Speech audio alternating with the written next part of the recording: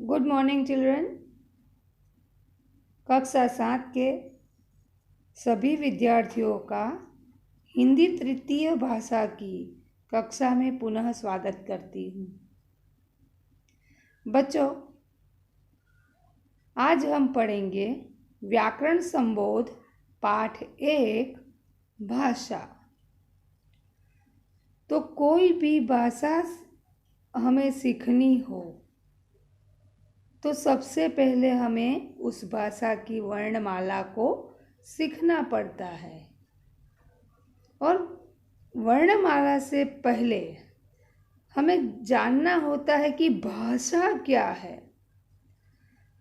भाष शब्द संस्कृत है जिसका अर्थ होता है बोलना। तो भाष शब्द से भाषा शब्द आया है।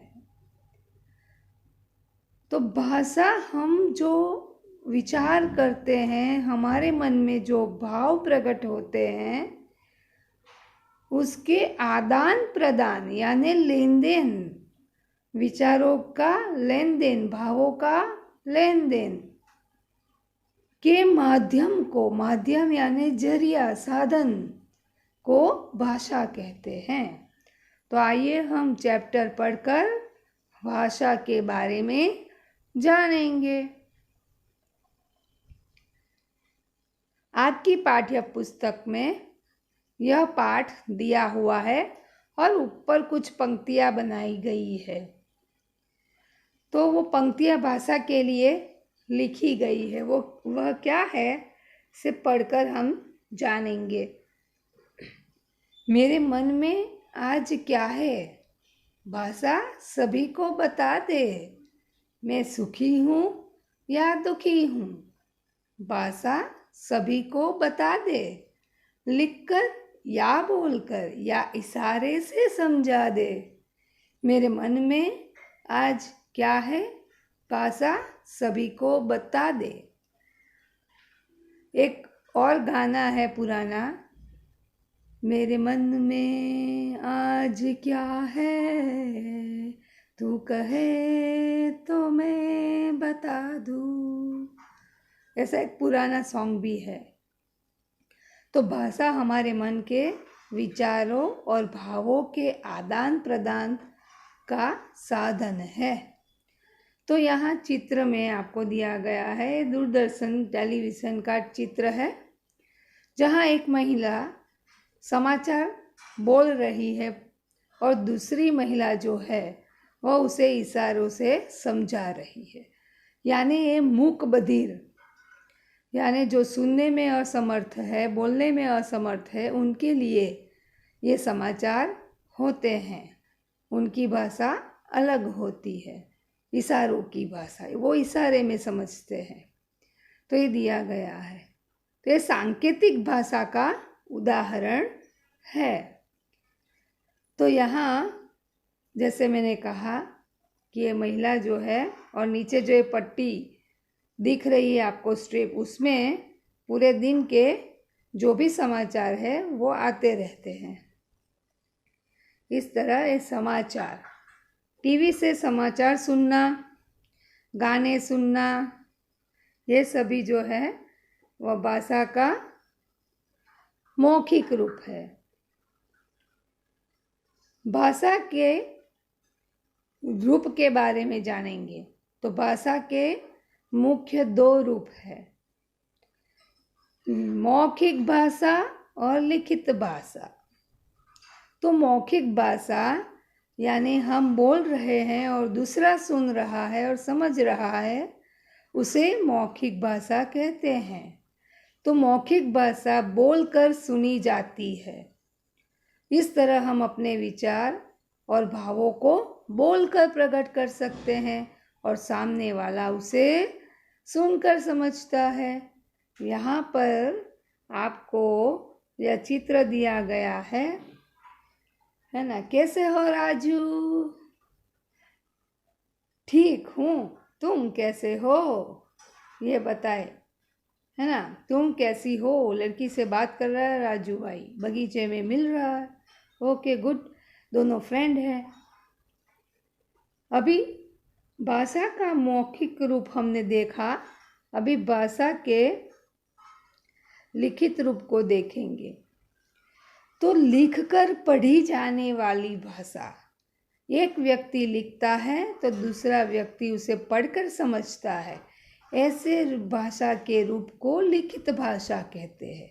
आपको पहले चित्र में दिखाई दे रहे हैं, अध्यापिका ने कुछ शब्द बोर्ड पर लिखे हैं और समझा रही है, बच्चे उसे पढ़कर समझ रहे हैं। तो यह है लिखित भाषा के रूप। जैसे आपके घर पर पत्र आना, मामा जी दादाजी का, वो पत्र लिखित भाषा का रूप है। आपके घर पर आया हुआ अखबार लिखित भाषा का रूप है। आपकी पाठ्य पुस्तक जो है वह लिखित भाषा का रूप है। और आपके घर बिजली का बिल आया हो, फ़ोन का बिल आया हो, या फिर किराने से खरीदा हुआ सामान का लिस्ट हो, सूची हो, ये सभी लिखित भाषा के रूप है। और तीसरी जो ये है सांकेतिक भाषा, बीच में ट्रैफिक पुलिस जो है वो खड़ा है और अपने हाथ से इशारा करके वाहनों का, यातायात का नियंत्रण कर रहा है। यानी सारे ट्रैफिक को आवन जावन जो करते हैं उसके हाथ देकर, हाथ दिखाकर रोकता है और दूसरी साइड के वाहनों को जाने के लिए कहता है। इस तरह से सांकेतिक भाषा का प्रयोग कर रहा है ट्रैफिक पुलिस और ट्रैफिक को नियंत्रण कर रहा है। तो इस तरह सांकेतिक भाषा आप क्रिकेट में भी देखते हो, अंपायर, बैट्समैन सांकेतिक भाषा का प्रयोग करते हैं। आउट हो गया तो हाथ ऊपर करके दिखाएगा। तो इस तरह से 4, 6 हर एक सांकेतिक भाषा में दिखाता है। तो एम्पायर की भाषा भी सांकेतिक होती है। और बैट्समैन भी अपना बल्ला लहराता है, सेंचुरी पूरी करता है। तो इस तरह सांकेतिक भाषा का प्रयोग करते हैं। अन्य प्रचलित भाषाएं, यानी सभी देशों में अलग अलग भाषाएं बोली जाती हैं। तो यहाँ आपके पाठ में कुछ भाषा, देश की भाषा के बारे में बताया गया है। चीन चीनी, France French, Spain Spanish, America अंग्रेजी, जापान जापानी, जर्मन जर्मनी, इंग्लैंड अंग्रेजी, अरब अरबी भाषा। तो इस तरह अलग अलग देशों में अलग अलग भाषाएं बोली जाती हैं और अलग अलग राज्य में अलग अलग। जैसे आप जानते हो भारत में अनेकता में एकता है। तो हमारे यहाँ अलग अलग धर्म जाति के लोग रहते हैं, अलग अलग प्रांत है और ये सभी प्रांत यानी राज्य में अलग अलग भाषाएं बोली जाती हैं। पंजाब में पंजाबी, बंगाल में बांग्ला, यूपी बिहार में हिंदी, मध्य प्रदेश में भी हिंदी बोली जाती है। कर्नाटक में कन्नड़, गुजरात में गुजराती, तमिलनाडु में तमिल, महाराष्ट्र में मराठी, पंजाब में पंजाबी, कश्मीरी और डोगरी, केरल में मलयालम, ओडिशा में ओडिया भाषा जिसको कहते हैं। अब लिपि यानी स्क्रिप्ट, लिखने का तरीका। भाषा को लिखने के तरीके को लिपि कहते हैं। तो लिपि यानी लीपना। पहले पुराने घर होते थे मिट्टी के, वहाँ नीचे जो होता था वो पत्थर या टाइल्स नहीं होती थी, वहाँ गोबर और मिट्टी से लिपा जाता था। तो लिपि शब्द वहीं से आया हुआ है। भाषा को लिपने का तरीका यानी लिखने का तरीका क्या कहलाता है? लिपि कहलाता है। ये आपको जानना आवश्यक है। हिंदी भाषा की लिपि जो है देवनागरी है। अलग अलग भाषा की लिपि अलग अलग होती है। यहाँ आपको कुछ लिपि और भाषा के बारे में बताया गया है। फ्रेंच, जर्मन और अंग्रेजी रोमन भाषा में लिखी गई है, यानी फ्रेंच, अंग्रेजी और जर्मन रोमन लिपि में लिखा जाता है। हिंदी, गुजराती, मराठी देवनागरी लिपि में लिखी जाती है। उर्दू फारसी में लिखी जाती है। पंजाबी गुरुमुखी, पंजाबी भाषा की लिपि होती है गुरुमुखी।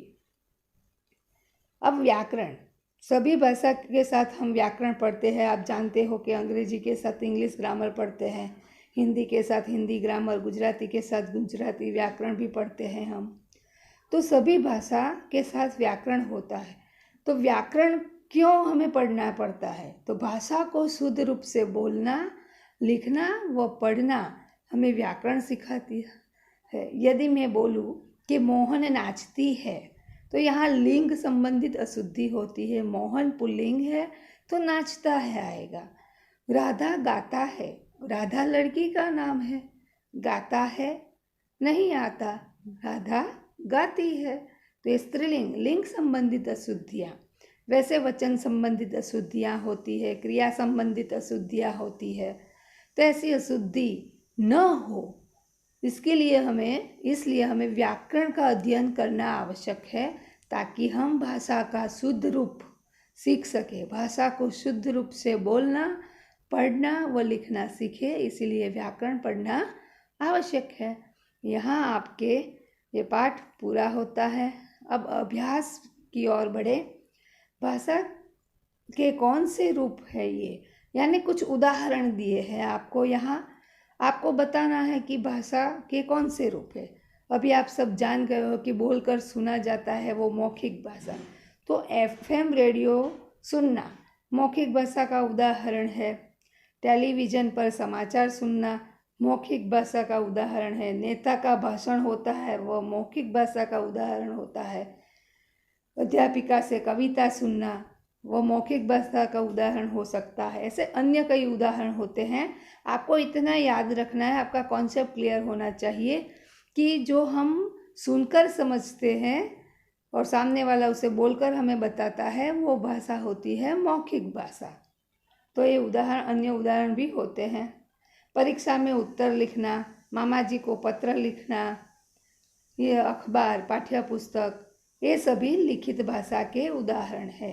तो यहाँ पर आपको दिया है परीक्षा में उत्तर लिखना, लिखित भाषा का उदाहरण है। फिर जो है जेब्रा क्रॉसिंग पर सड़क पार करना, तो यह सांकेतिक भाषा का उदाहरण है कि आपको जेब्रा क्रॉसिंग पर ये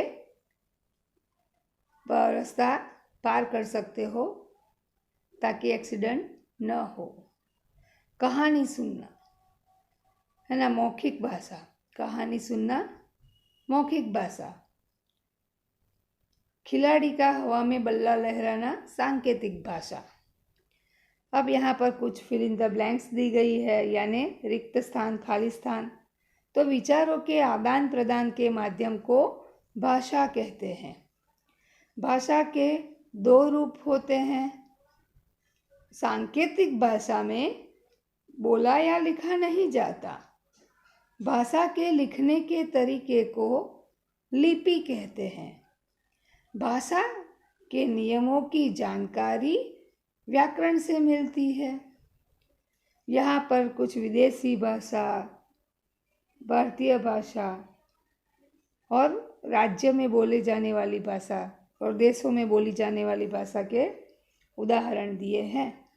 आप अपने मन से भी लिख सकते हो, आगे दिए हुए हैं बहुत से, पर यहाँ मैंने लिखे हैं। गुजराती गुजरात में बोली जाती है, पंजाबी पंजाब में बोली जाती है, तमिल तमिलनाडु में, अंग्रेजी अमेरिका में, जापानी जापान में, अरबी अरब में। तो इस तरह ये भाषाओं के बारे में बताया। यहाँ पर जो गतिविधि है, सांकेतिक भाषा आपको समझना है।